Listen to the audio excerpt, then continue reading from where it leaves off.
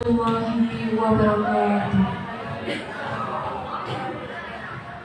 Alhamdulillahirabbil alamin. Nahmaduhu wa nasta'inuhu wa nastaghfiruhu wa na'udzu billahi min syururi anfusina wa min sayyiati a'malina.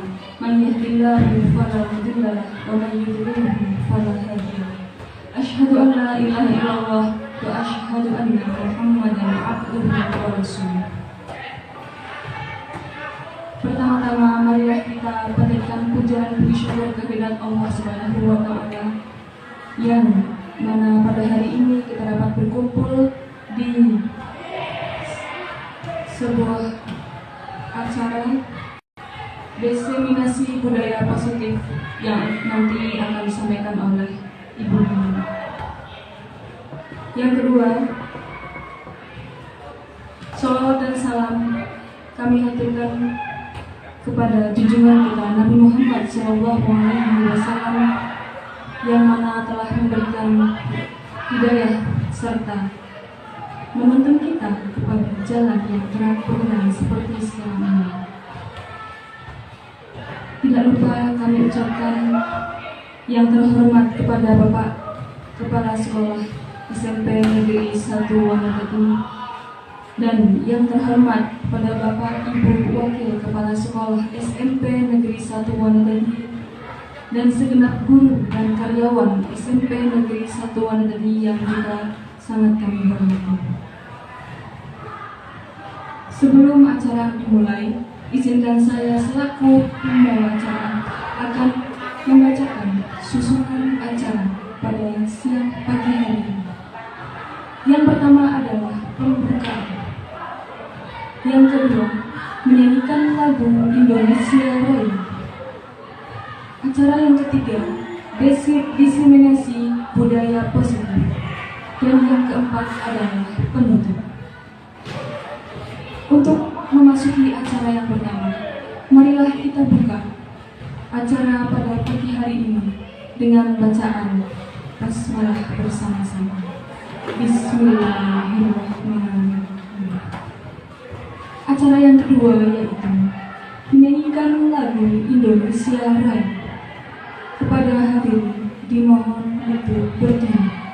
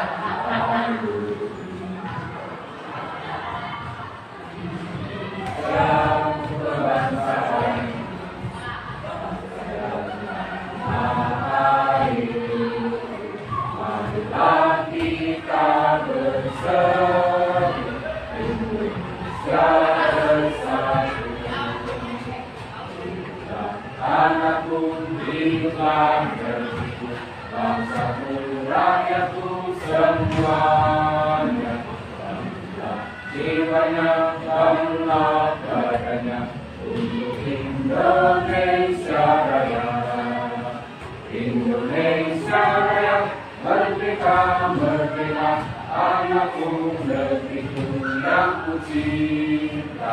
Indonesia Raya, merdeka, merdeka, hiduplah Indonesia Raya.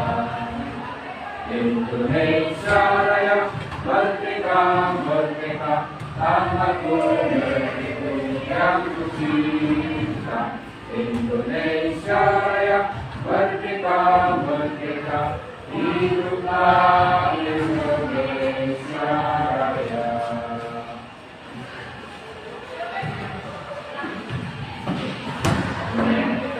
Hadirin dimohon duduk kembali.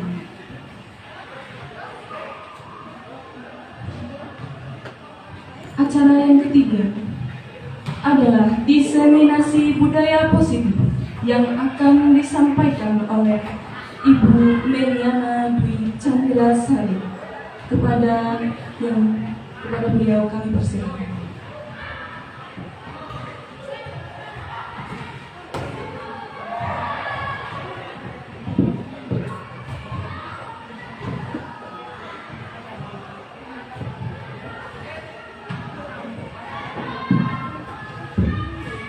Mohon izin saya berdiri mau ya.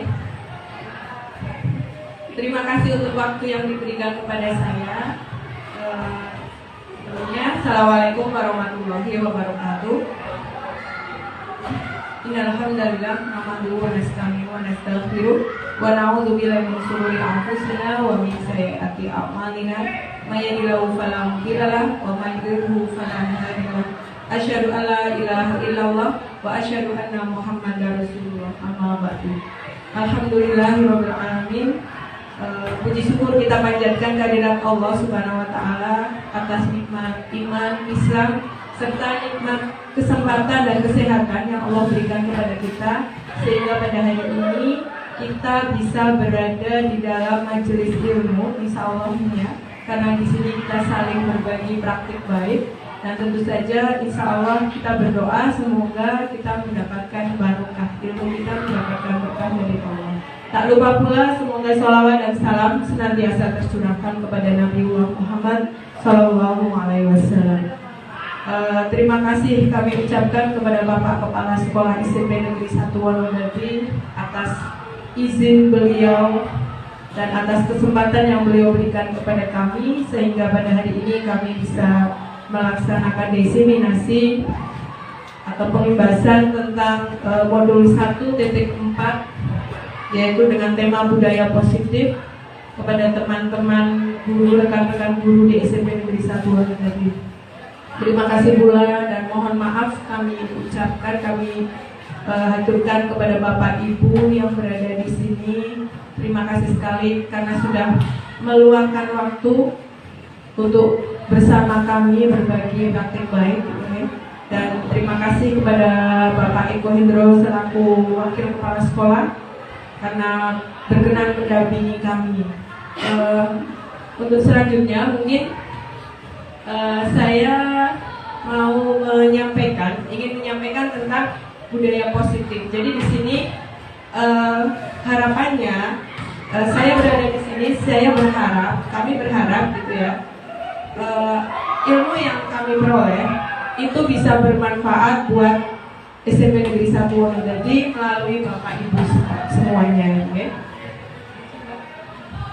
Jadi tema pada modul 1.4 yang kami pelajari itu adalah tentang budaya positif.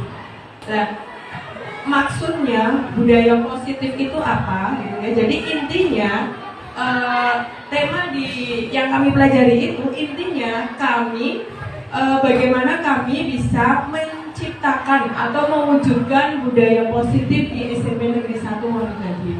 Nah, berikut ini sebenarnya budaya positif itu apa sih? Okay? Budaya positif itu sebenarnya merupakan perwujudan dari nilai-nilai keyakinan universal yang diterapkan di sekolah. Jadi budaya positif itu ternyata diawali dari guru, ya. Jadi diawali dari perubahan paradigma tentang teori kontrol oleh guru seperti itu. Nah nanti kita mungkin selama ini sebagai guru kita itu merasa berkewajiban mengontrol perilaku murid kita agar memiliki perilaku yang sesuai dengan harapan kita. Itu nanti kita kupas gitu ya. Jadi intinya disiplin budaya positif ini seperti itu. Kita akan mewujudkan sekolah di mana sekolah itu memiliki budaya positif. Dan ternyata untuk mewujudkannya itu diawali dari guru yang berada di sekolah itu merubah paradigma berpikirnya tentang kontrol terhadap murid seperti itu. Lanjut Mbak. Terus berikutnya tadi disampaikan budaya positif itu kan erat kaitannya dengan nilai-nilai kebajikan yang diterapkan di sekolah. Dan di sini nilai-nilai kebajikannya itu apa saja? Maksud dari nilai kebajikan itu sendiri adalah sifat-sifat positif manusia yang merupakan tujuan mulia yang ingin dicapai setiap individu. Jadi setiap individu itu kan mesti memiliki tujuan bagaimana dia akan menumbuhkan sifat positif dalam dirinya sendiri. Seperti itu ya. Nah, nilai-nilai tersebut kalau dalam nilai kebajikan universal itu bersifat universal. Maksudnya apa? Itu lintas bahasa, suku bangsa, agama maupun latar belakang. Jadi tidak unik dalam artian nilai kebajikan hanya berlaku untuk satu orang, bukan. menumbuhkan. Jadi nilai kebajikan yang akan diwujudkan atau ditumbuhkan di SMP Negeri 1 Wanadadi itu nilai kebajikan yang akan bisa diterapkan atau akan bisa ditumbuhkan oleh seluruh warga SMP Negeri 1 Wanadadi. Seperti itu ya Bapak Ibu.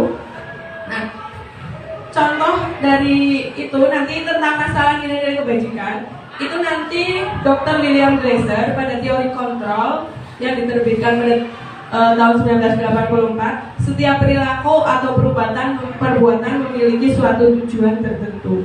Jadi kita sebagai guru harus memahami murid kita berperilaku itu memiliki tujuan tertentu. Terus berikutnya, dengan mengaitkan nilai-nilai kebajikan yang diyakini seseorang, maka motivasi intrinsiknya akan terbangun. Sehingga menggerakkan motivasi dari dalam untuk dapat mencapai tujuan yang mulia yang diinginkan. Ini di teori motivasi ya, oleh Diane Gozen. Tahu bacanya betul apa salah di sini bahasa Inggris ya, namanya Diane Gozen gitu ya. Terus berikutnya tentang nilai-nilai kebajikan yang ingin dicapai oleh setiap anak Indonesia itu tercermin dalam profil pelajar Pancasila, yaitu beriman dan bertakwa kepada Tuhan Yang Maha Esa, terus mandiri, bernalar kritis, berkebinekaan global, gotong royong, dan kreatif. Jadi inti dari budaya positif di sekolah sebenarnya apa? Menumbuhkan profil pelajar Pancasila pada seluruh warga sekolah. Intinya seperti itu. Lanjut, Mbak. Untuk selanjutnya, mungkin ini inti nanti jadi gini. Alur berpikirnya kita bahwa lingkungan positif nanti akan menghasilkan atau menumbuhkan disiplin positif. Terus disiplin positif itu sendiri nanti akan mewujudkan budaya positif di sekolah. Jadi alur berpikirnya kita seperti itu. Nah, bagaimana strategi dalam menciptakan lingkungan positif? Yang pertama dengan menerapkan disiplin di sekolah. Ya, disiplin positif itu merupakan unsur utama dalam mewujudkan budaya positif. Jadi tadi kita berbicara ingin tujuan kita mewujudkan budaya positif di SMP Negeri 1 Wanadadi. Ternyata unsur utama dalam mewujudkan budaya positif itu adalah disiplin positif. Nah, kita SMP Negeri 1 Wanadadi sudah memiliki cita-cita, ya, cita-cita yang berkaitan visi-misi gitu ada ya, yang berkaitan dengan disiplin positif di sekolah. Terus berikutnya, strategi berikutnya untuk menumbuhkan budaya positif yang kedua itu adalah menumbuhkan motivasi internal. Jadi motivasi kita seluruh warga sekolah itu yang muncul itu adalah motivasi internal, bukan motivasi eksternal. Nanti kita bahas lebih lanjut apa itu motivasi internal dan bagaimana disiplin positif itu.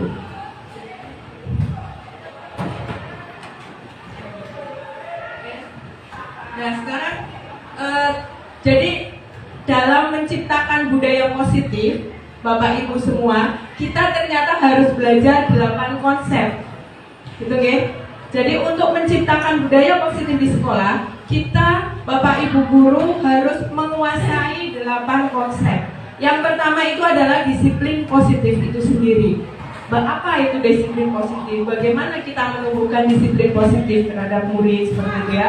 Terus kedua, tentang teori kontrol. Tadi sejak di awal sudah agak sedikit saya jelaskan gitu ya tentang teori kontrol. Terus yang ketiga, teori motivasi.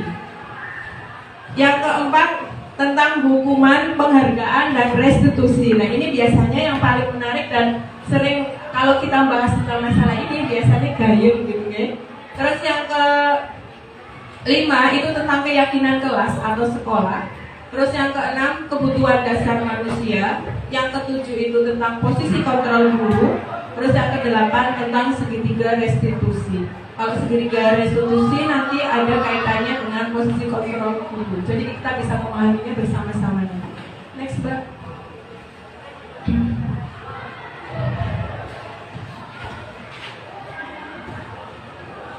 Sekarang kita mencoba mengupas tentang disiplin positif. Okay. Seperti yang kita pahami bersama sebelumnya, pengertian disiplin positif, disiplin secara umum, gitu ya. Kita kan sering ya kegiatan pembiasaan di SMP Negeri 1 Wonogiri tujuannya apa? Mendisiplinkan siswa, mendisiplinkan murid. Kita sering menggunakan kata disiplin kepada murid kita, juga kepada diri kita sendiri. Tapi sebenarnya apa sih disiplin itu? Ya?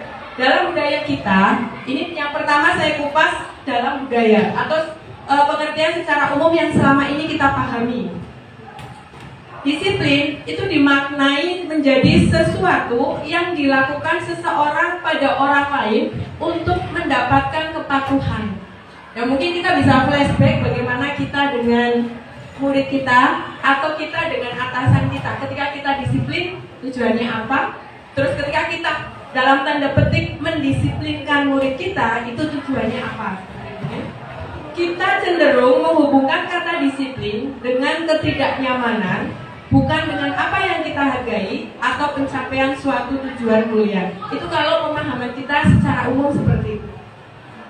Terus menurut Ki Hajar Dewantara gitu ya, yang dimaksud dengan kedisiplinan, di mana ada kemerdekaan, disitulah harus ada disiplin yang kuat. Sesungguhpun disiplin itu bersifat self-disiplin, yaitu kita sendiri yang mewajibkan kita dengan sekeras-kerasnya, tetapi itu sama saja. Sebab jikalau kita tidak cakap melakukan self-disiplin, wajiblah penguasa lain mendisiplinkan diri kita. Dan peraturan demikian itulah harus ada di dalam suasana yang merdeka. Ini dari filosofi pendidikan Ki Hajar Dewantara dalam buku pemikiran Ki Hajar Dewantara, Pemikiran, Konsepsi, Keteladanan, Sikap Merdeka, cetakan kelima tahun 2013 halaman 470. Jadi ini filosofi pendidikan oleh Ki Hajar Dewantara. Jadi ternyata kalau kita lihat, ketika kita tidak mampu, belum cakap melakukan self-disiplin, maka penguasa lain mendisiplinkan diri kita. Dalam hal ini kita melihat mungkin murid kita belum mampu. Nah, maka kita selaku guru, maka kita boleh gitu ya, mendisiplinkan, membantu murid untuk mendisiplinkan diri. Di sini kalimatnya bukan untuk memaksa ya, tapi membantu murid untuk mendisiplinkan diri. Terus berikutnya, teori disiplin positif oleh Diane Gossen. Diana mengatakan bahwa arti dari kata disiplin berasal dari bahasa Latin indisiplina, yang artinya belajar. Kata disiplin juga berasal dari akar kata yang sama dengan disiplin atau artinya itu murid, ya, murid atau pengikut. Untuk menjadi seorang murid atau pengikut, seseorang harus paham betul, ya. Ini mungkin harus kita perhatikan Bapak Ibu, karena ini kita erat kaitannya dengan mendisiplinkan dalam tanda petik. Jadi untuk menjadi seorang murid atau pengikut, seseorang harus paham betul alasan mengapa mereka mengikuti suatu aliran atau ajaran tertentu, sehingga motivasi yang terbangun adalah motivasi intrinsik bukan ekstrinsik. Intinya, ketika mendisiplinkan, kita berbicara tentang disiplin, artinya guru harus menumbuhkan kesadaran dari dalam diri murid kita, bukan karena takut dengan kita atau karena bujukan kita, seperti itu. Disiplin diri dapat membuat seseorang mengenali potensinya, menggali potensinya menuju kepada sebuah tujuan. Dengan kata lain, disiplin juga mempelajari bagaimana cara kita mengontrol diri kita. Jadi ini yang kadang kelupaan kita ketika kita berbicara tentang disiplin dengan murid kita, kita dalam mindset kita itu hanya bagaimana murid itu patuh dengan kita, bagaimana kita murid itu mau menuruti bujukan kita, seperti itu. Padahal tidak seperti itu Bapak Ibu, bahwa disiplin itu ternyata juga mempelajari bagaimana kita bisa mengontrol diri dan bagaimana menguasai diri untuk memilih tindakan yang mengacu pada nilai-nilai yang kita hargai.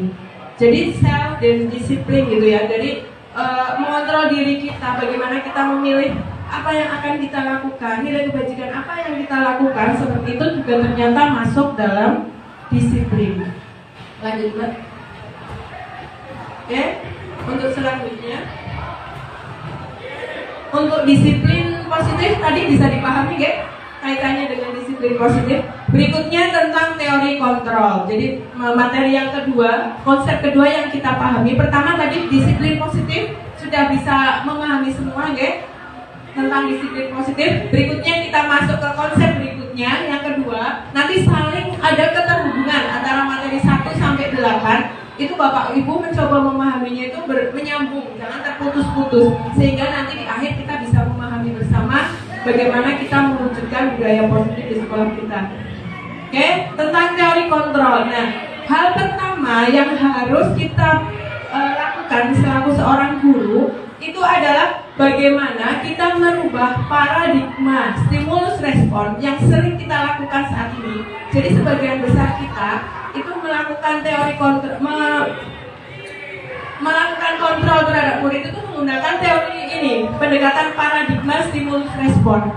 Nah, itu akan kita rubah, gitu ya. Bersama-sama kita akan merubah paradigma itu menjadi teori kontrol menurut Dr. William Glasser. Jadi, nah, yang bagaimana? Lanjut Mbak, kita lihat perubahan yang harus kita mindset kita tentang teori kontrol yang harus dirubah itu yang bagaimana, gitu ya. Nah, mungkin bisa diperhatikan di layar, ada lumayan banyak, gitu ya. Paradigma stimulus respon yang selama ini kita lakukan itu biasanya yang pertama kita mencoba mengubah orang agar berpandangan sama dengan kita.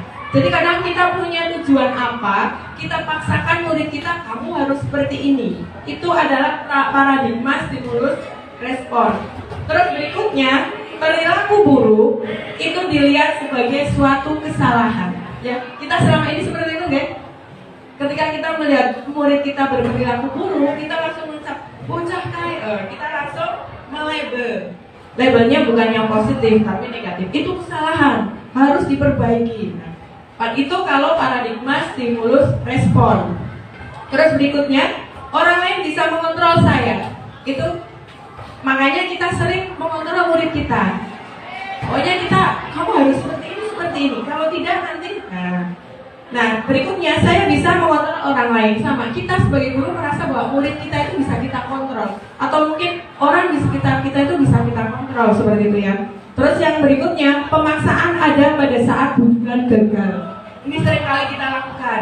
Diomongi halus orang depan, terus akhirnya kita paksa aja. Itu sering sekali.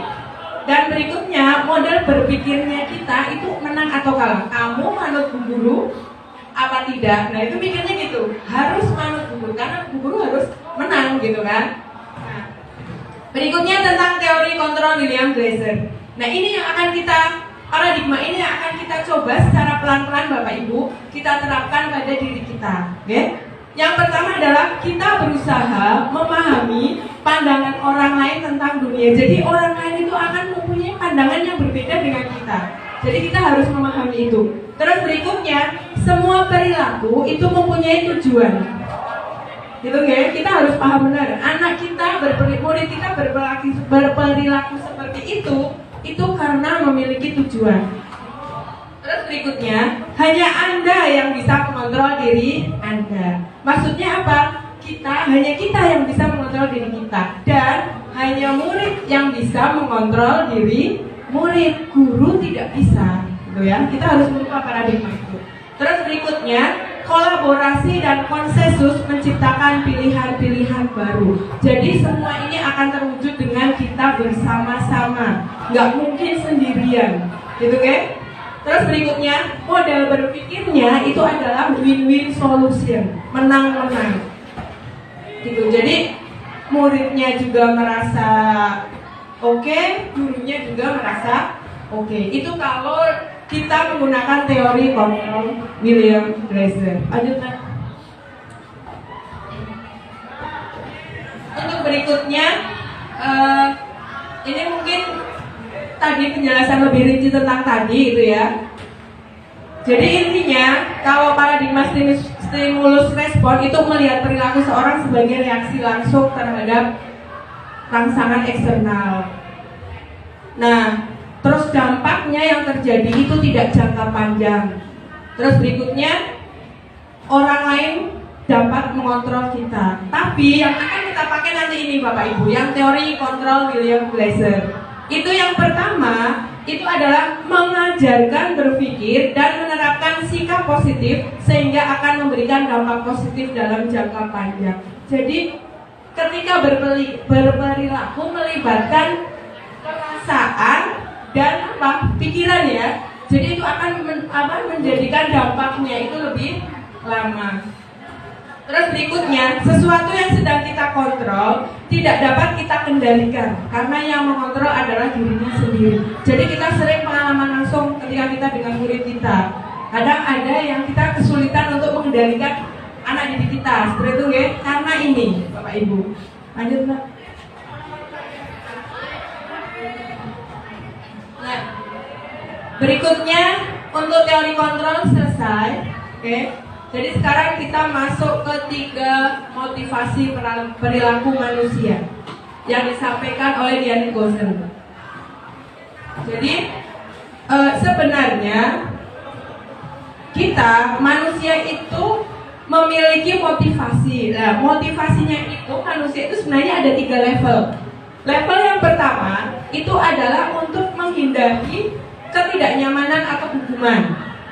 Terus level yang kedua itu adalah untuk mendapatkan imbalan atau penghargaan dari orang lain atau institusi.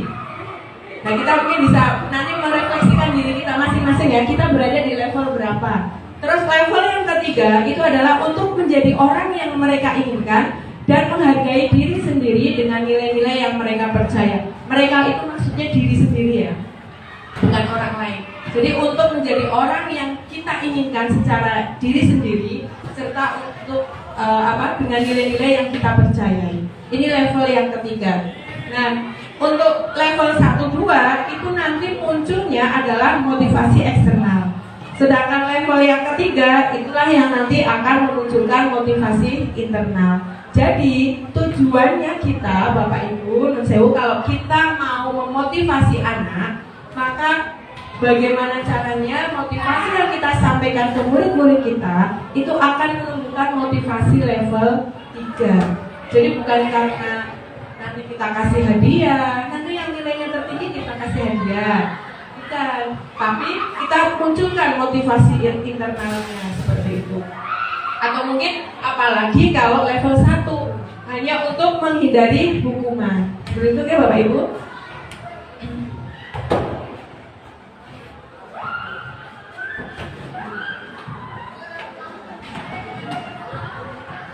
Oke, kita lanjutkan yang berikutnya masih tentang lanjut Mbak.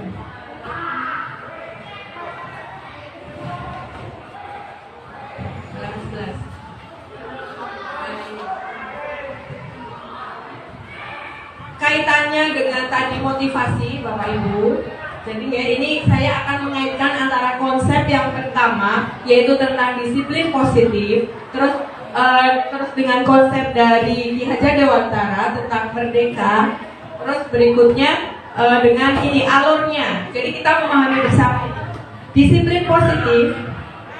Kalau kita mampu menumbuhkan disiplin positif pada murid kita, pada seluruh warga sekolah kita, maka nanti warga sekolah SMP Negeri 1 Wonogiri akan tumbuh motivasi level 3. Karena sudah muncul motivasi level 3, maka akan muncul atau tumbuh motivasi intrinsik pada seluruh warga SMP Negeri 1 Wonogiri. Terus berikutnya akan berdampak jangka panjang, tidak terpengaruh oleh dukungan dan penghargaan. Jadi murid kita itu nggak bakalan terpengaruh dengan adanya penghargaan dan dukungan. Kenapa? Karena sudah muncul dari dalam dirinya mereka sendiri kesadarannya. Terus berikutnya yang terakhir akan muncul pada murid kita itu adalah berperilaku baik dan berlandaskan nilai-nilai kebajikan. Jadi ini yang sebenarnya ingin kita lakukan melalui disiplin positif. Untuk menuju disiplin positif ada langkah-langkahnya ya. Nah ini merdeka dalam filosofi pendidikan Ki Hajar Dewantara itu menyebutkan bahwa merdeka itu artinya tidak hanya terlepas dari perintah, akan tetapi juga cakap buat memerintah diri sendiri. Nah, jadi kalau kita mengartikan merdeka itu ya pokoknya orang terpengaruh sama orang lain, ternyata pengertian merdeka tidak sebatas itu, masih lebih dalam lagi Bapak Ibu, yaitu apa? Mereka, murid kita itu akan cakap, harapannya itu cakap, apa? Memerintah diri sendiri, seperti itu. Itu definisi merdeka menurut Ki Hajar Dewantoro. Ini ada di buku KHD, Pemikiran, Konsepsi, Keteladanan, Sikap Merdeka, cetakan kelima tahun 2013, halaman 469.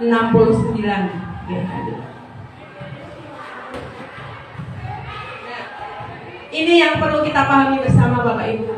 Faktor utama dalam menumbuhkan kondisi positif siswa kita, murid kita. Yang pertama ternyata adalah ini bahasa tubuh kita. Jadi ketika kita sedang berhadapan dengan murid, itu yang akan berpengaruh terhadap kondisi murid, kondisi positif murid kita itu ini Bapak Ibu. Jadi bahasa tubuh itu paling dominan pengaruhnya. Jadi kalau kita ketemu muridnya kita, apalagi ketika kita mau dalam artian memperbaiki perilaku murid kita, kok wajahnya sudah serem dulu, terus sudah itu sangat ini faktor utama Bapak Ibu, jadi hati-hati ya. Terus yang kedua adalah intonasi suara. Perhatikan suara yang keluar dari kita, karena itu sangat berpengaruh terhadap kondisi positif murid kita. Terus berikutnya baru pemilihan kata. Pemilihan kata itu porsinya yang terakhir.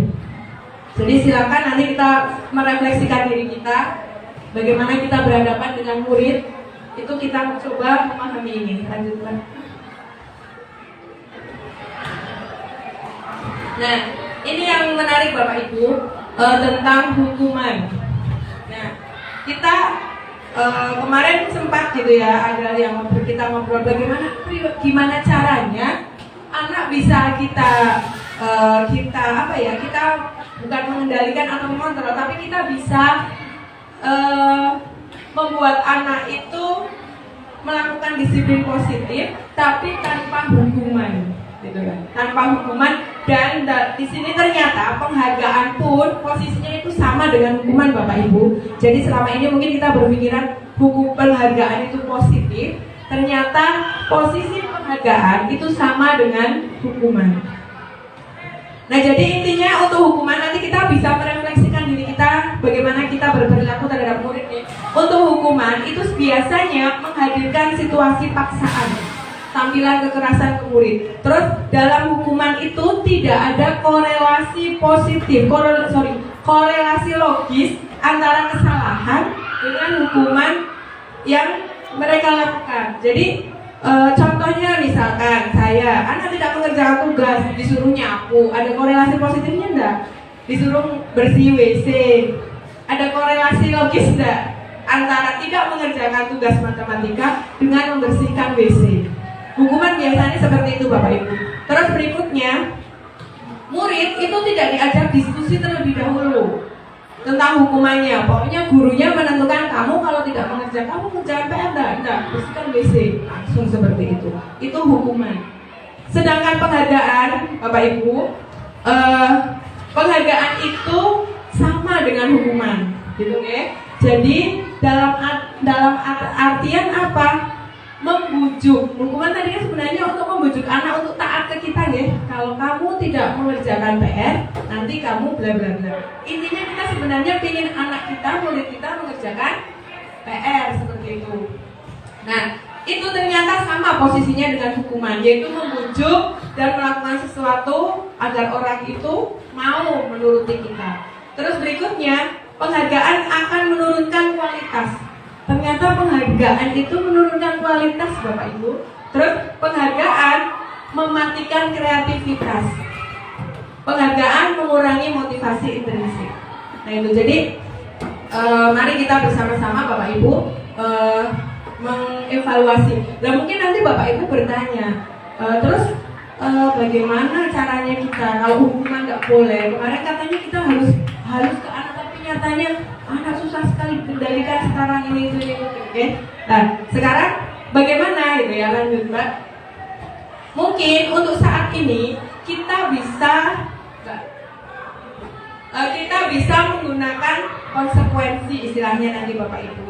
Oh yang muncul penghargaan dulu. Oke. Penghargaan ini kita bisa boleh memberikan penghargaan ke anak, ke murid kita, tapi ada syaratnya. Oke. Yang pertama, beri pengakuan atau apresiasi secara khusus. Oke. Terus yang kedua, beri pengakuan secara pribadi. Yang ketiga, beri pengakuan kepada semua murid bergantian. Jadi di SD-nya anak saya itu jadi ada duta. Jadi setiap hari bergantian itu gini, duta ramah. Jadi anak menggunakan pin duta ramah, terus duta jujur, duta rajin, duta apa itu ada, dan itu akan bergantian setiap anak itu menggunakan pin itu. Mungkin ini kaitannya untuk penghargaan mungkin Bapak Ibu.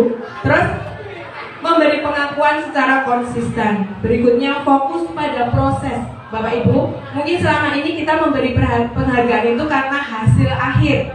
Oke. Nah, sekarang kita mencoba penghargaan yang kita berikan ke murid kita itu kita fokuskan pada prosesnya. Jadi bukan di hasil akhirnya. Nah, ini sekarang ini yang kemarin sempat kita diskusikan bersama di luar forum gitu ya, tentang hukuman. Nah, kita Bapak Ibu bisa mengambil bukan hukuman sebenarnya, ya. Kita gunakan konsekuensi. Kenapa? Karena ini nanti walaupun masih secara teori juga masih belum tepat, tapi ini karena kondisi kita pada masa peralihan, gitu kan? Pada masa peralihan maka sementara mungkin kita bisa bukan boleh tapi bisa, gitu kan? Sementara waktu. Mungkin ini yang pengambil kebijakan tentang kedisiplinan di sekolah. Jadi gini, kalau hukuman tadi jelas posisi kontrol guru itu adalah sebagai penghukum dan pembuat rasa bersalah. Terus sanksi yang ditentukan itu sepihak, hanya guru yang menentukan. Terus kemudian tidak ada korelasi logis antara kesalahan dan bentuk sanksi. Itu kalau hukuman. Sedangkan konsekuensi itu adalah posisi kontrol guru itu sebagai pemantau. Nanti kita bahas tentang pemantau, tentang penghukum dan sebagainya, ya. Terus berikutnya, sanksi ditentukan berdasarkan kesepakatan guru dan murid. Terus ada korelasi logis antara kesalahan dan bentuk sanksi. Lah Bapak Ibu, kelihatannya kalau di sekolah kita sudah ada ya, kalau itu yang buku apa itu, buku poin itu, dan sudah disosialisasikan ke orang tua. Tapi untuk lebih menumbuhkan motivasi intrinsik anak, maka alangkah baiknya itu disepakati anak dulu. Jadi ada forum mungkin dari pihak sekolah sifatnya menawarkan, itu nanti sudah berubah antara hukuman dengan konsekuensi, ya. Menawarkan misalkan peraturan atau apa yang selama ini kita jadikan sanksi untuk murid-murid kita. Jadi kita tawarkan. Kalau disepakati, kita jadikan itu sebuah konsekuensi. Terus, dan yang terpenting Bapak Ibu yang harus kita ingat, konsekuensi itu harus ada korelasi antara kesalahan yang dilakukan oleh murid kita dengan sanksinya. Jadi dua hal yang harus kita perbaiki, atau mungkin yang harus kita jadi bukan tidak boleh menghukum Bapak Ibu, tapi mungkin kita memperbaiki konsepnya, pola pikirnya itu saja. Intinya sama, cuma nanti bedanya adalah ada kesepakatan dengan murid dan ada korelasi logis antara kesalahan dan sanksinya. Lanjut, Pak. Terus berikutnya, ini saya sudah mencoba, ya. Saya mencoba di kelas 8E. 8E luar biasa kalau pelajaran saya selama ini kayak itu. Saya terus terang terakhir kali sebelum saya menggunakan ini konsekuensi gitu ya, saya kesulitan mengendalikan anak. Kebetulan jam terakhir misalkan gitu ya, itu ada yang ngobrol, ada yang apa gitu ya, pokoknya anak tidak konsentrasi, dikasih tugas dan tidak mengerjakan, hanya beberapa orang kok. Akhirnya saya membuat konsekuensi kelas 8E selama pelajaran matematika. Ada dua hal, yang pertama dalam proses pembelajaran, yang berikutnya adalah mengerjakan tugas. Anak itu usulannya dari anak Bapak Ibu. Saya hanya mengarahkan bahasanya seperti itu. 16 Mbak. Nah, Jadi gini, dalam proses pembelajaran selama ini ada beberapa anak yang senang ngobrol. Jangan ngobrol terus. Ternyata ketika saya cek pemahamannya bisa dikatakan tidak maksimal. Maka saya membuat konsekuensi jika pada saat pembelajaran mengobrol dengan teman, maka sebagai konsekuensinya harus menceritakan obrolannya di teman sekelas. Jadi tema obrolannya dengan teman yang diajak ngobrol maju, terus mencoba menjelaskan kembali materi yang dijelaskan guru yang sudah dipahami pada hari tersebut. Semampunya, dia pokoknya harus menjelaskan materi matematika. Seperti itu. Terus dalam mengerjakan tugas, konsekuensi yang kami kesepakati bersama itu adalah jika tidak mengerjakan tugas, maka sebagai konsekuensinya harus mengerjakan tugas yang belum dikerjakan sepulang sekolah dan boleh pulang setelah menunjukkan hasil pekerjaannya ke guru. Ini sudah kami lakukan, kami laksanakan. Jadi ada 3 orang kemarin tidak mengerjakan tugas PR, langsung anak-anak bu konsekuensinya iya, berarti sudah mereka pulang sekolah mengerjakan, terus nanti hasil pekerjaannya ditunjukkan ke saya baru boleh pulang. Dan ternyata Bapak Ibu ini lebih efektif pembelajarannya. Sekarang saya di kelas 8E nyaman sekali, anak semangat mengerjakan latihan soalnya, terus ketika saya menjelaskan pun anak fokus. Mudah-mudahan selamat seterusnya.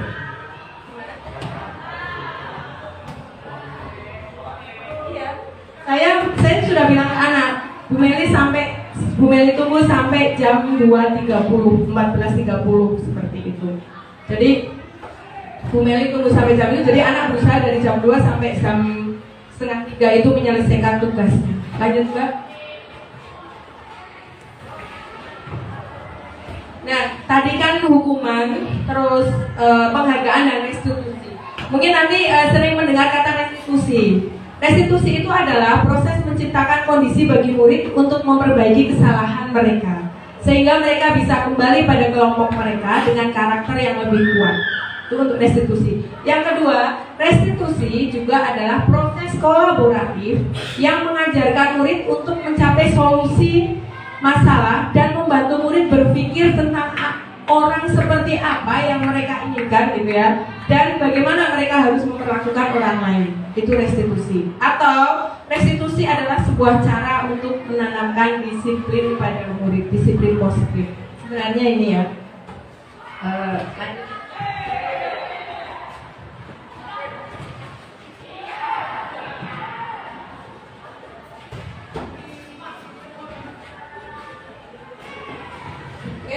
Nah, kita lanjut ke tentang keyakinan kelas. Konsep kelima tentang keyakinan kelas.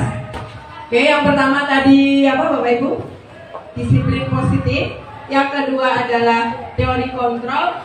Yang ketiga adalah motivasi. Yang keempat adalah tentang penghargaan, hukuman dan restitusi. Yang kelima tentang keyakinan kelas. Nah, apa yang dimaksud dengan keyakinan kelas? Nilai-nilai kebajikan universal yang disepakati secara tersirat dan tersurat Bapak Ibu, lepas dari latar belakang suku, negara, bahasa maupun agama. Seperti itu ya. Terus berikutnya, pada keyakinan kelas itu akan menekankan pada keyakinan seseorang akan lebih memotivasi seseorang dari dalam. Jadi intinya tadi, disiplin positif itu harus memotivasi orang dari dalam. Nah, ini keyakinan kelas itu salah satu cara untuk memunculkan motivasi dari dalam. Okay? Seseorang akan lebih tergerak dan bersemangat untuk menjalankan keyakinannya daripada hanya sekedar mengikuti serangkaian peraturan tertulis tanpa makna. Kita bisa merefleksikan diri kita. Kita pun seperti itu ya Bapak Ibu. Iya, kita itu akan merasa bahwa apa yang kita yakini itu mesti lebih, kita akan bersemangat lebih melakukan daripada peraturan yang ada. Misalkan ada peraturan apa di kantor kita, tapi kita mesti akan lebih mengutamakan keyakinan kita. Betul Bapak Ibu? Iya, seperti itu. Sama halnya murid Bapak Ibu. Murid juga manusia, kita juga manusia. Maka kita harus memahami itu. Terus berikutnya, bagaimana cara membuat keyakinan kelas? Itu yang pertama yang harus kita lakukan dan harus kita perhatikan bersama. Keyakinan kelas itu harus melibatkan semua warga kelas. Warga kelas itu siapa saja Bapak Ibu? Murid dan guru. Oke. Terus berikutnya, tidak terlalu banyak sehingga mudah untuk diingat dan dilaksanakan oleh semua warga kelas. Terus berikutnya, menggunakan kalimat positif. Yang keempat, tidak dapat diterapkan di lingkungan tersebut, di kelas tersebut. Jadi jangan tujuannya halu gitu ya, halusinasi. Jadi ini nggak perlu bikinnya, nggak bisa diterapkan di kelas kita. Kita bikin yang bisa diterapkan di kelas kita. Berikutnya yang kelima, perlu adanya tinjauan kembali keyakinan kelas. Jadi keyakinan kelas itu bisa ditinjau ulang. Nun sewu, kemarin saya di kelas 8F, saya melakukan tinjau ulang, walaupun saya bukan wali kelasnya. Tapi karena saya sudah minta izin ke anak-anak, hari ini Bu Meli minta tolong, kita akan berusaha belajar membuat keyakinan kelas. Lanjut, Mbak. Jadi saya coba membuat keyakinan kelas di kelas 8F. Oke? Terus ini tentang keyakinan kelas. Ini bisa di skip aja, Mbak. Nah, ini video tentang saya membuat keyakinan kelas, langsung di 6 detik.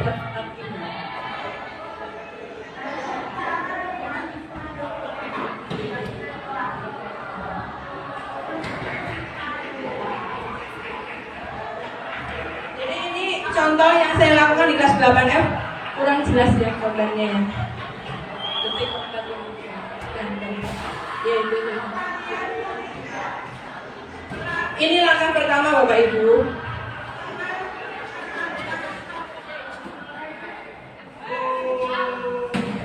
Ya, maaf saya tuh online ya Bapak Ibu, jadi kadang terganggu sinyalnya.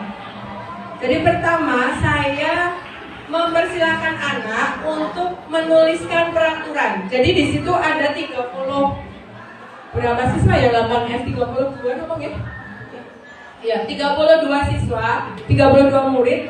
Saya persilakan untuk menuliskan peraturan yang mereka, ya pokoknya terserah mereka mau menuliskan peraturan yang mana, seperti itu.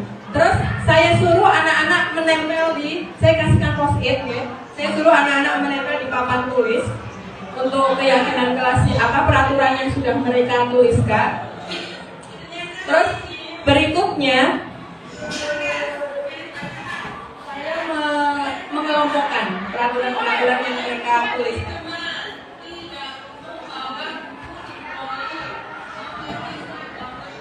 Itu peraturan yang muncul dari anak-anak ya Bapak Ibu.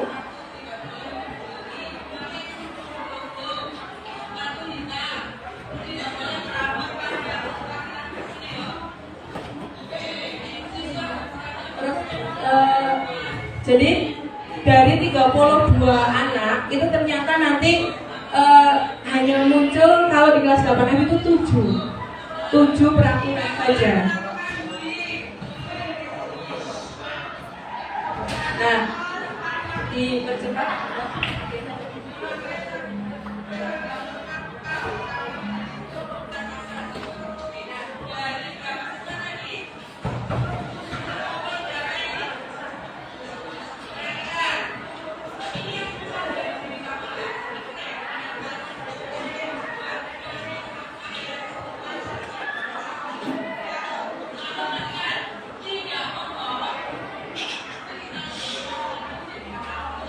Jadi pertama itu tidak membawa buku, saya perluas jadi perlengkapan sekolah. Tidak boleh membuli. Ya, itu banyak sekali yang menyebutkan aturan tentang seragam sampai kaos kaki. Ada kaos kaki, ada apa itu sampai luar biasa sekalian, detail sekali.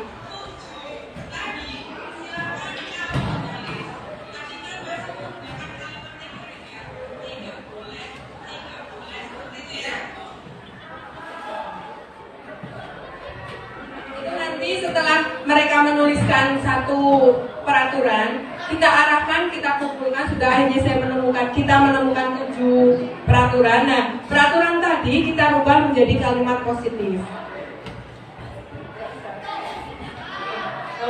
Setelah menjadi kalimat positif, nanti anak saya suruh menempelkan kembali. Jadi sudah menulis di post-it, saya suruh itu saya jajar-jajar jadi 7. Saya suruh anak menaruh sesuai posisinya. Kalau membuli berarti kalimat positif itu ditaruh di bawah membuli, dilarang membuli. Jadi berubah menjadi kalimat positif seperti apa kita bisa melihat. Oke? Terus setelah berubah jadi kalimat positif, kita bersama anak-anak menyimpulkan kembali sebenarnya. Jadi lanjut aja Mbak, di skip terus lanjut di terus. Ya, jadi nanti saya bersama murid anak-anak kelas 8F itu menyimpulkan bersama kalau tentang membuli itu masuknya ke nilai kebajikan yang apa seperti itu.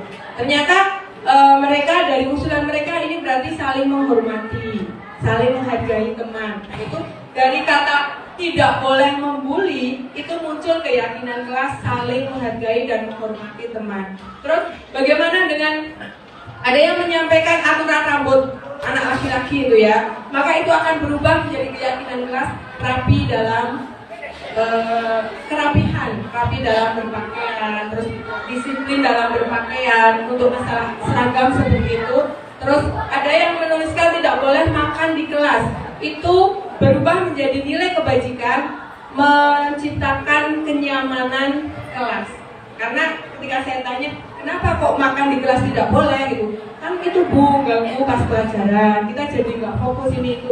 Berarti intinya kalian butuh kenyamanan dalam belajar seperti itu. Jadi nilai kebajikannya berubah jadi kenyamanan, menjaga kenyamanan kelas. Terus berikutnya yang tentang apa tadi? Tentang seragam itu berarti disiplin dan tertib dalam berpakaian. Terus tentang ada 7 apa saja ya, saya lupa. Ya seperti itu ya Bapak Ibu. Untuk keyakinan kelas kita lanjut ke slide berikutnya saja Pak. Nah ini untuk kebutuhan dasar. Kebetulan kita dulu sudah pernah pengibasan ya, jadi tidak perlu diulang lagi. Cuma saya akan menunjukkan hasilnya. Hasil di kelas 8C, saya mencoba menganalisis kebutuhan dasar murid.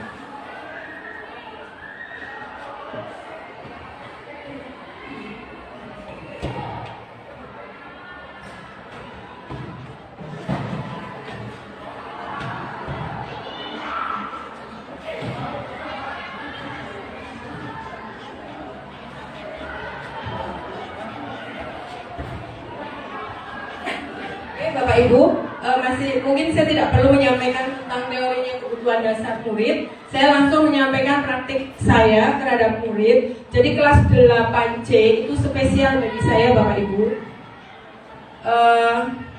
Pasif sekali untuk pelajaran saya. Dengan kalau kelas lain ada yang ngobrol, ada yang apa, ada yang rame, itu pasif sekali Bapak Ibu. Saya sampai bingung, ini mau ngapain saya itu ya. Nah, jadi setiap masuk ke situ saya tuh grogi dalam artinya hari ini saya harus bagaimana, karena saya terbiasa, saya punya rencana di sekelas mau seperti ini, tapi ketika saya masuk kelas kok ada kondisi anak beda lagi dengan bayang kita, saya berubah. Bisa kayak di kelas mana kemarin saya langsung udahlah buat ngobrol misalkan, karena kondisi anak apalagi kalau jam terakhir Bapak Ibu, jam terakhir dan di kelas 8 wanasnya luar biasa. Anak itu adanya kipas kita kadang ya Allah kipas luar biasa. Ternyata Bapak Ibu setelah saya melihat saya kasih angkat yang seperti Bapak Ibu kemarin isikan deh, ternyata hasilnya seperti ini untuk kelas 8C Bapak Ibu. Jadi yang memerlukan kasih sayang ini bisa paling banyak itu mereka kebutuhan dasar yang ingin dicapai mereka itu ternyata kasih sayang dan rasa diterima. Ya, seperti itu. Terus untuk yang berikutnya tentang kesenangan, padahal saya sampai berpantesan kelasnya pasif gitu ya. Kalau kesenangan kan mesti mereka akan berusaha bagaimana caranya happy di kelas, ganggu teman dan sebagainya. Enggak. Ternyata yang mereka sebagian besar anak kelas 8C, mungkin yang ngajar kelas 8C ini bisa dipakai. Atau jangan-jangan di kelas pelajarannya saya kok ya. Nah ini jadi ternyata anak kelas 8 itu sangat butuh kasih sayang dan rasa diterima. Maka dari sejak itu saya akhirnya tidak ya sudah, saya berusaha pendekatan secara personal ke 8C. Anak-anak yang nama-namanya itu, oh ini butuh, dia biasanya caper, ya caper kayak saya misalkan Ayu Desti biasanya ya seperti itu tingkahnya gitu ya. Jadi mereka biasanya cenderung caper, tapi capernya itu kadang kalau di kelas 8C itu biasanya tidak bersemangat karena mungkin saya kurang merespon kebutuhan mereka, misalkan dengan perasaan diterima gitu ya. Kelemahan saya seperti itu, saya tidak suka basa-basi. Jadi akhirnya muridnya seperti ini. Lanjut Mbak. Ke itu yang Canva.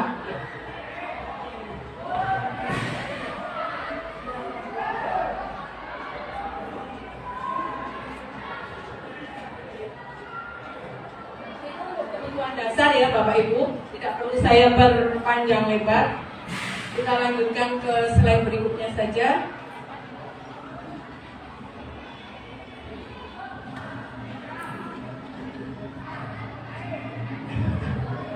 Ya, slide berikutnya Mbak. Ya. Mohon maaf saya kalau di download hasilnya beda Bapak Ibu, jadi saya menggunakan online. Itu skip Mbak, itu ini link Padlet dan link ini kan saya yang berkaitan dengan penimbasan kebutuhan dasar. Nah sekarang konsep yang ketujuh Bapak Ibu. Satu lagi sampai ke 8 Bapak Ibu, jangan bosan dulu ya. Jadi tentang posisi kontrol guru.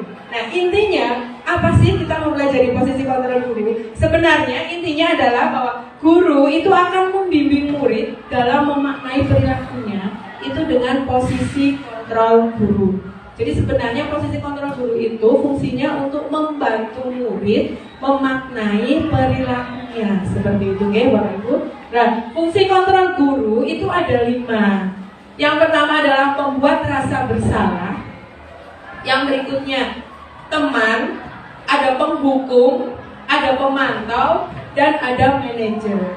Nah, nanti kita coba merefleksikan diri kita. Kita berada di posisi kontrol yang mana selama ini ya Bapak Ibu? Mbak lanjutkan.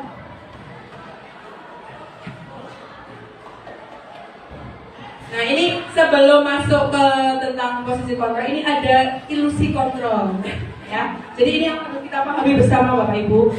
Konsep 5 posisi kontrol guru dalam restitusi itu adalah proses perjalanan seorang pendidik agar dapat mengenali dirinya dalam praktek proses pembentukan sikap disiplin positif pada murid sehingga guru bisa mengidentifikasi dan mengevaluasi cara kita dalam membimbing murid. Jadi posisi kontrol itu adalah untuk guru, ya. Guru kita sebagai apa gitu ya. Dan nanti ada beberapa ilusi kontrol yang memang kalau kita memahami itu memang sering kita pahami seperti itu. Ternyata itu miskonsepsi Bapak Ibu. Yang pertama adalah guru dapat mengontrol murid. Itu ilusi yang pertama. Dan kenyataannya itu tidak seperti itu Bapak Ibu. Murid memiliki hak memilih. Guru tidak bisa memaksakan kehendaknya kepada murid. Terus berikutnya, guru tidak punya kontrol penuh terhadap murid. Seperti itu kan? Terus ilusi yang kedua, semua bujukan atau penguatan positif, efektif, dan bermanfaat. Ternyata itu juga termasuk ilusi kontrol Bapak Ibu. Selama ini kita memahaminya seperti itu kan? Saya juga seperti itu. Bahwa kita bujuk dengan penghargaan, dengan hukuman seperti itu ternyata tidak efektif dan tidak bermanfaat Bapak Ibu. Terus berikutnya, bujukan itu adalah salah satu bentuk kontrol memang, tapi itu nanti efeknya itu adalah tidak memunculkan motivasi internal. Kenapa? Karena murid bisa tergantung pada pendapat dan bujukan kita. Ketika dia keluar dari gerbang SMP Negeri 1 Wonogiri, itu sudah berbeda lagi anak-anak itu. Makanya kadang, di sekolah bocah kayak ternyata kita dengar kabar di luar ada laporan seperti itu. Oke, Bapak Ibu, jadi mungkin karena masalah ini, ilusi kontrol yang selama ini kita pahami. Kritik dan membuat orang bersalah bisa menguatkan orang tersebut. Ini juga sama Bapak Ibu, miskonsepsi gitu ya. Itu tidak.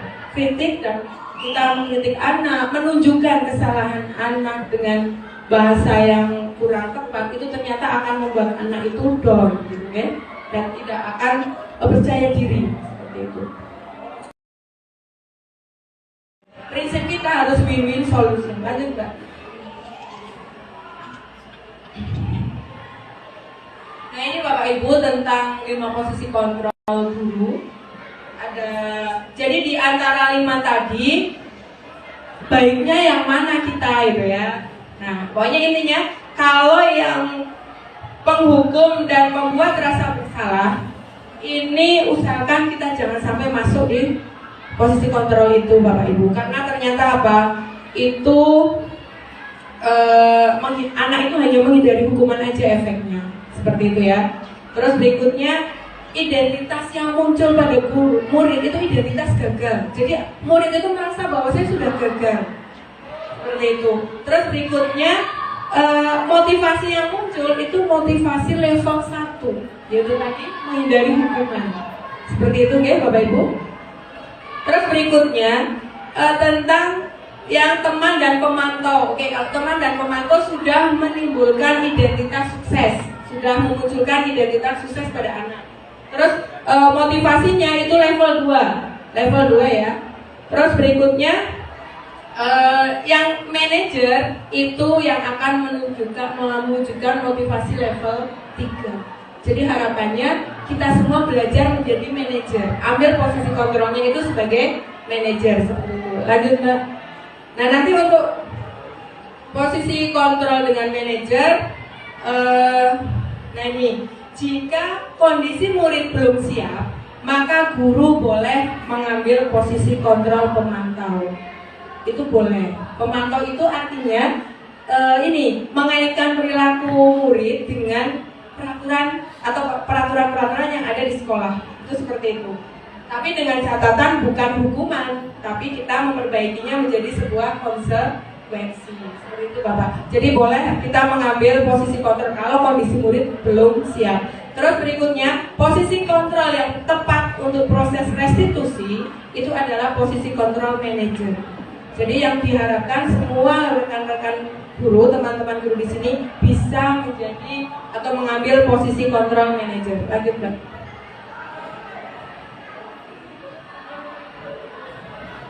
Oke, untuk posisi kontrol manajer ini di sini saya menampilkan. Jadi saya ngajar di kelas 8B. Pada saat itu anak di sana lagi tren main layangan dengan kertas. Kok layangan? Pesawat. Oke, pesawat dengan kertas. Terus dan ternyata temannya yang kena itu sampai ini kayak gini gitu kan. Terus akhirnya saya mencoba melakukan pendekatan ke yang bermain kertas itu. Lanjut aja Mbak. Ini contoh posisi kontrol manajer Bapak Ibu.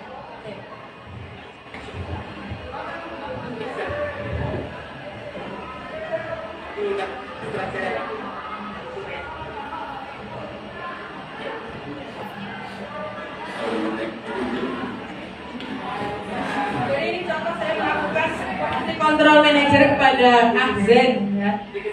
Walaupun pelakunya bukan Ahzen, pelakunya.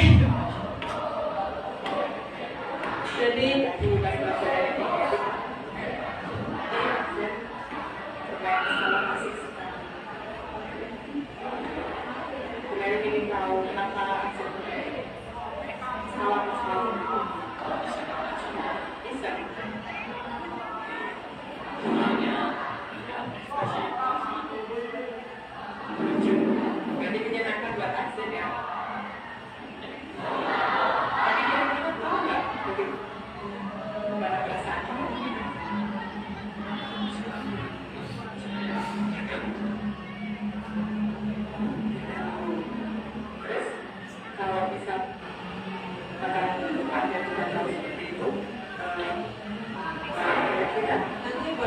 bisa menerapkan sendiri, mencoba pengalaman ya, posisi kontrol manager. Jadi kalau posisi kontrol manager itu akan mengaitkan kesalahan perilaku negatif murid itu dengan keyakinan kelas yang disepakati. Ingat kita tadi pas Absen bermain pesawat, terus temannya merasa terganggu, itu sudah menghargai Kalau misalkan belum, kira-kira bagaimana ya? Ingin meminta maaf kepada teman dan diri saat saya sudah akan berbuat. Terus kira-kira biar nanti aksi dan seperti itu. Jadi intinya untuk posisi manajer nanti guru mengarahkan anak tidak berfokus pada kesalahannya, tapi fokusnya adalah pada solusinya, seperti itu. Terus guru mengarahkan anak untuk mengusulkan sendiri solusinya. Jadi bukan solusi itu bukan muncul dari guru, tapi anak sendiri yang menyebutkan gitu ya. Pada bermain dengan teman bisa pada saat istirahat. Nah, terus saat pas kita mulai belajar, dan maka akan waktu untuk bermain dengan akhirnya nanti pas pelajaran tidak mengganggu. Ya, kira-kira bisa. Jadi seperti itu kan Bapak Ibu, kontrol manajer kan. Jadi kita kayak memanage anak sehingga nanti solusi dari perilaku kesalahan mereka itu adalah anak sendiri yang mengusulkan. Nah sekarang bagian terakhir Bapak Ibu tentang segitiga restitusi. Ini di teori ini disampaikan oleh Diana Gosen. Jadi di awal sudah saya sampaikan bahwa restitusi adalah metode untuk menyusun kembali model disiplin positif. Restitusi berfokus pada solusi atau pemecahan masalah yang bisa dilakukan, bukan pada masalahnya. Jadi solusinya Bapak Ibu. Terus restitusi mengajak murid untuk mengidentifikasi kembali tindakan sehingga murid bisa menganalisis dan memikirkan langkah yang tepat dalam pemecahan masalahnya. Lanjut Mbak.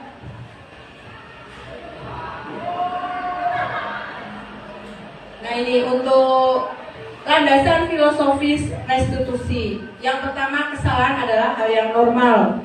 Terus yang kedua, setiap manusia itu tahu jika berbuat salah. Jadi Bapak Ibu, setiap manusia itu tahu kalau berbuat salah. Jadi kita tidak perlu menunjuk-nunjuk anak iki loh salah ini. Bukan, karena mereka sebenarnya tahu, gitu kan? Terus yang kedua, semakin disalahkan dan dikritik itu akan membuat murid tidak percaya diri dan berfokus pada kesalahannya. Terus yang keempat, proses dari restitusi itu menguatkan setiap individu karena diri sendirilah yang menyelesaikan atau memperbaiki permasalahannya. Terus yang kelima, proses restitusi itu akan membuka banyak kesempatan bagi setiap murid untuk meraih sukses pertamanya. Oke, dan merasa dihargai seperti itu. Terus yang keenam, landasan filosofi yang keenam, individu yang tumbuh dalam proses restitusi itu akan menjadi lebih mengerti bahwa kesalahan adalah hal biasa, sehingga dia pun akan melakukan proses restitusi pada orang lain. Jadi dampaknya itu tidak hanya untuk dirinya sendiri, maka dia akan mencoba merestitusi teman yang lainnya. Lanjut Mbak.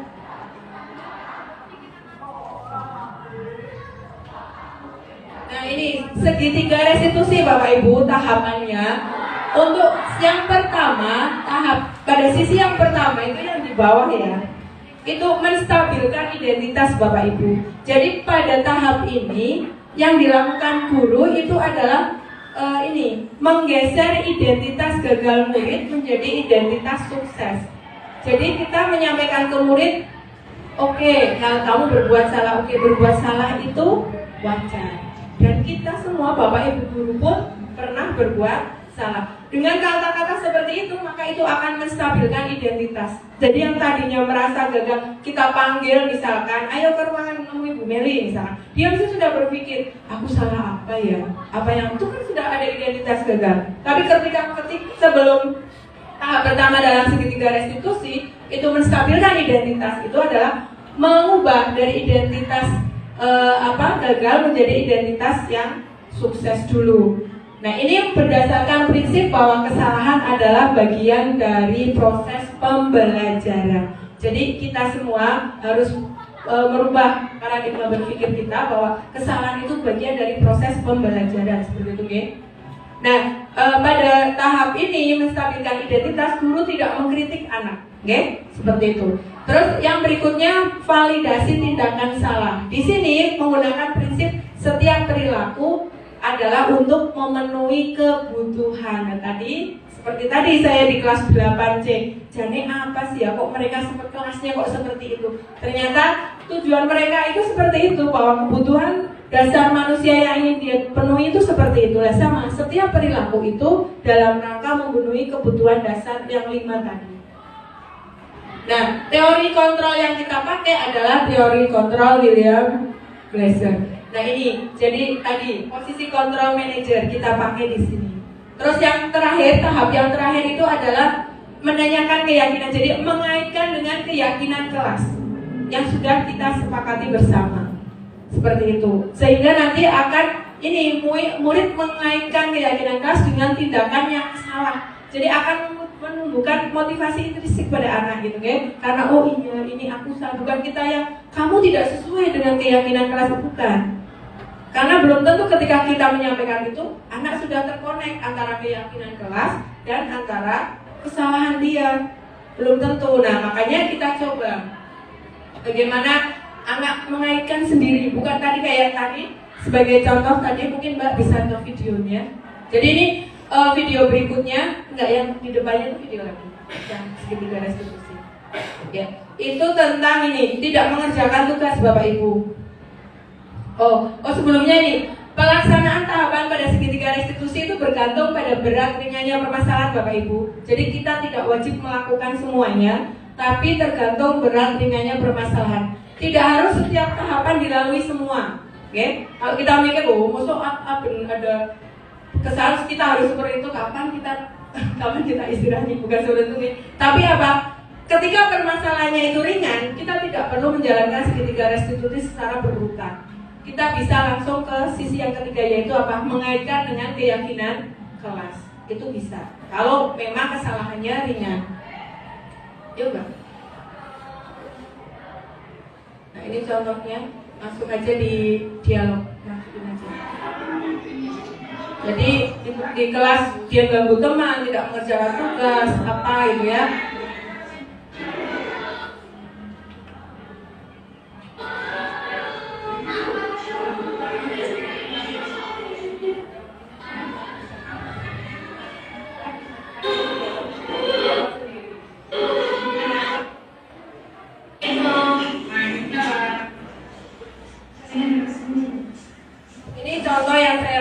Segitiga restitusi dengan karena tidak mengerjakan tugas ya. Ya mungkin karena kita berpikir pokok beri ya Bu. Insya Allah kalau kita lakukan satu pecat kayak tadi, tidak harus dengan segitiga restitusi semua sisi dilalui gitu kan. Bisa langsung ke intinya kaitkan dengan keyakinan. Kita sudah selesai belum? Kira-kira apa yang bisa? Harusnya kita langsung melaksanakan tugas kalau diberi. Sekarang Bu Meli ngasih waktu kita untuk berpikir, untuk ini tadi apa yang dilakukan kita.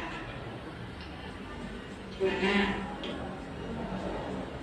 Kira-kira apa keyakinan kelas yang kita sepakati bersama? Saya memberi kesempatan kepada murid untuk mengaitkan tentang perilakunya itu dengan keyakinan kelas.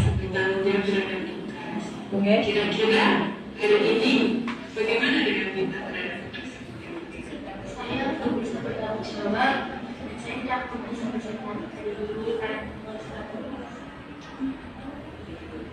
kira-kira yang perlu kita lakukan apa dalam pelaksanaan tugas? apa ya Bu? Apa kita harus selalu meminta teman untuk mengingatkan segala tugas?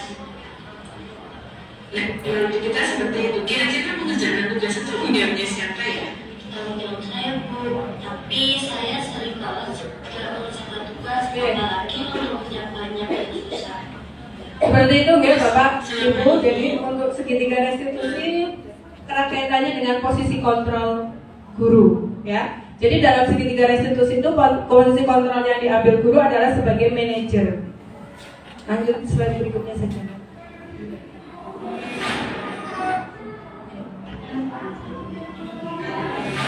Oke, jadi intinya Bapak Ibu dari paparan tadi saya itu adalah bahwa lingkungan positif yang kita bentuk di SMP Negeri 1 Wonodan ini akan menumbuhkan disiplin positif pada murid kita gitu ya. Dan dengan adanya disiplin positif itu, maka akan menumbuhkan budaya positif di SMP Negeri 1 Wonodadi seperti itu ya. Budaya positif itu yang bagaimana? Yang seluruh warga SMP Negeri 1 Wonodadi bisa mewujudkan atau mengejawantahkan nilai-nilai profil pelajar Pancasila dalam kehidupannya sehari-hari. Demikian ya Bapak Ibu. Mungkin ada yang mau bertanya. Ini materi apa yang paparan saya sudah selesai. Silahkan kalau misalkan ada yang mau bertanya boleh tentang Saya Bu. oh iya silakan Pak Budi. Terima kasih. Ini berdasarkan kisah nyata. Biasanya paradigma yang selama ini sudah bentuk-bentuk itu.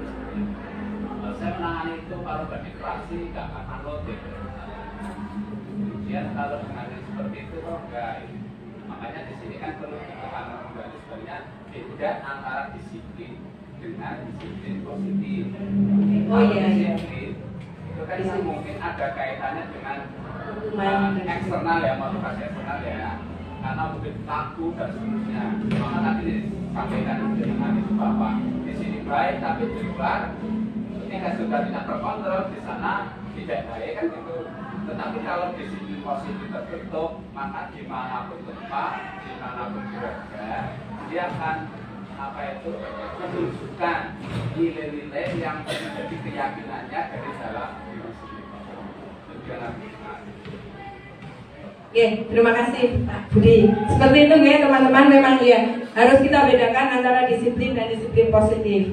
Memang seperti itu. Jadi yang kita bahas di sini adalah yang kita harapkan itu disiplin positif ya. Nah untuk menerapkannya tadi di kenyataannya kita memang seperti itu tadi yang disampaikan Pak Budi. Kamu nggak dikerasi gitu orang jalan gitu. Tadi di awal sudah saya sampaikan pada saat kita membahas konsekuensi, kita mungkin bisa memulai dari itu untuk mengontrol anak dengan tidak menggunakan hukuman dan penghargaan. Kita mulai membiasakan diri menggunakan konsekuensi Bapak Ibu. Karena apa? Konsekuensi itu nanti mungkin efeknya sebenarnya karena kalau akan menumbuhkan motivasi intrinsik itu butuh waktu lama Bapak Ibu. Jadi mungkin memang berproses. Tapi kalau dengan menggunakan konsekuensi itu kita bisa melatihnya dari daripada kita menggunakan hukuman-hukuman atau mungkin sanksi-sanksi yang selama ini kita sosialisasikan ke anak atau kita terapkan ke anak, kita coba memperbaikinya melalui konsekuensi. Misalkan tadi sudah saya jelaskan perbedaan antara hukuman dan konsekuensi. Intinya itu sebenarnya dua. Konsekuensi itu disepakati bersama antara murid dan guru. Terus berikutnya yang kedua itu adalah ada korelasi logis antara kesalahan dan sanksinya. Jadi selama ini mungkin non sewu kalau misalkan tidak membawa LKPD, saya kadang anak poin gitu. Itu sebenarnya ada korelasinya tidak gitu. Kadang saya kalau memang ke anak, kalau buku itu memang pada pertemuan ini tidak saya pakai, ketika anak tidak membawa, tidak usah, karena memang tidak saya pakai seperti itu. Kadang kan kayak matematika Bapak Ibu ada yang di buku paket siswa itu belum ada materinya ya Mbak Usul ya, tapi kita harus mengajarkan. Jadi ketika anak tidak membawa buku paket matematika, saya izinkan, nggak masalah, nggak di poin Bu, nggak, kecuali kalau kita ada di materinya ada di buku. Tapi sebenarnya saya ke anak pun tidak membahasakan dengan poin gitu ya. Konsekuensinya kamu apa kayak gitu. Saya awali walaupun konsekuensinya di poin Bu, poin. Intinya sama saja. Oke, Nah, ini menarik sebenarnya tadi poin juga ya. Mungkin ada jalinan komunikasi seperti ini ya yang saya lakukan sendiri. Mulai saya lakukan misalkan besok saya mau belajar A, B, C, apa yang diperlukan, kebutuhan apa yang diperlukan ketika kelas belajar di kelas. Maka malamnya apa itu silakan pelajari ini besok. Kalau besok yang sesuai kesepakatan malamnya saya atau besoknya tidak dibawa itu baru masuk di iya sesuai kebutuhan. Kalau orang untuk yang lain, tapi kalau saya seperti itu Bapak Ibu. Jadi ketika memang tidak di itu di saat pembelajaran saya, dan terus terang saya juga karena ini sudah berlaku di kita ya, dan itu memang untuk SMP Negeri 1 Wonogiri mungkin efektif nih. Jadi sudah, terus saya bilang, bukan saya mengatakannya bahasanya konsekuensinya apa kalau kamu tidak membawa buku paket gitu kan. Tapi kalau tidak mengerjakan tugas, PR, kalau anak mau minta poin bu, poin, saya belum pernah mengizinkan. Jadi saya masih senantiasa kalau tidak mengerjakan tugas ya kayak tadi, konsekuensinya itu yang ada korelasi logis dengan kesalahan dan perilaku negatif murid kita seperti itu. Ada lagi Bapak Ibu? Kalau tidak ada, sudah bisa dicukupkan. Oke. Terima kasih Bapak Ibu atas kehadiran Bapak Ibu dengan berbagi praktik baik dengan saya. Semoga bermanfaat buat saya pribadi Bapak Ibu, karena ini memang benar-benar saya mencoba gitu ya, mencoba mengamalkan ilmu yang saya miliki. Semoga juga apa yang kita lakukan hari ini bermanfaat buat saya pribadi, buat Bapak Ibu semuanya. Yang terpenting adalah buat SMP Negeri 1 Wonogiri. Semoga budaya positif gitu ya, budaya positif akan segera, kita sudah memulainya dan segera kita kuatkan lagi ya Bapak Ibu. Sudah ada budaya positif di SMP Negeri 1 Wonogiri, maka kita akan menguatkannya kembali, menguatkan lagi biar lebih seperti yang saya sampaikan tadi. Ketika anak keluar dari gerbang SMP Negeri 1 Wonogiri, itu budaya positif itu masih tetap mereka wujudkan. Jadi tidak hanya ketika berada di lingkungan SMP Negeri 1 Wonogiri. Mungkin itu saja Bapak Ibu, mohon maaf kalau ada salahnya. Terima kasih. Astagfirullahaladzim. Assalamualaikum warahmatullahi wabarakatuh. Saya kembalikan ke Mbak Firda. Baik, terima kasih kepada Bu Meli. Sangat luar biasa atas penyampaian materi dan isi materi yang tadi sudah kita dengarkan bersama-sama. Tepuk tangan untuk Bu Meli Cahyan Chandrasari atas selesainya materi yang telah disampaikan. Semoga kita semua yang berada di sini dapat ikut tersalurkan dari lingkungan dan disiplin positif hingga budaya positif di sekolah kita. Amin ya rabbal alamin. Baik, sampailah kita pada penghujung acara, yaitu penutup. Saya selaku pembawa acara menyampaikan dan mohon maaf sebesar-besarnya apabila ada banyak kata yang salah dari tutur kata saya dari awal hingga akhir. Saya ucapkan maaf dan terima kasih kepada Bapak Ibu guru yang bersedia rawuh di forum atau di ruangan pada pagi hari ini. Untuk penutup, mari kita baca dengan bacaan Alhamdulillah bersama-sama. Alhamdulillahirabbil alamin. Sebelum meninggalkan ruangan, mohon Bapak Ibu guru untuk berfoto bersama-sama sebagai bukti untuk Bu Meli laporkan nanti.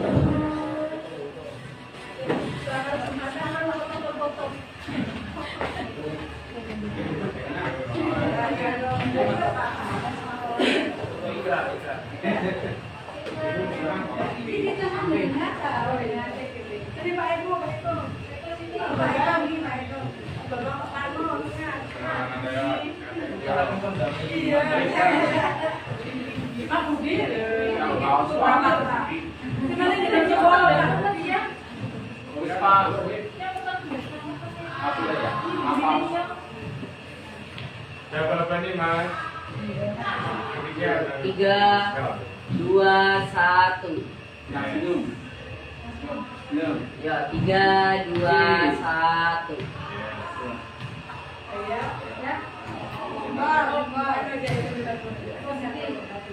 Ya, 3, 2, 1. Terima kasih Pak. Nanti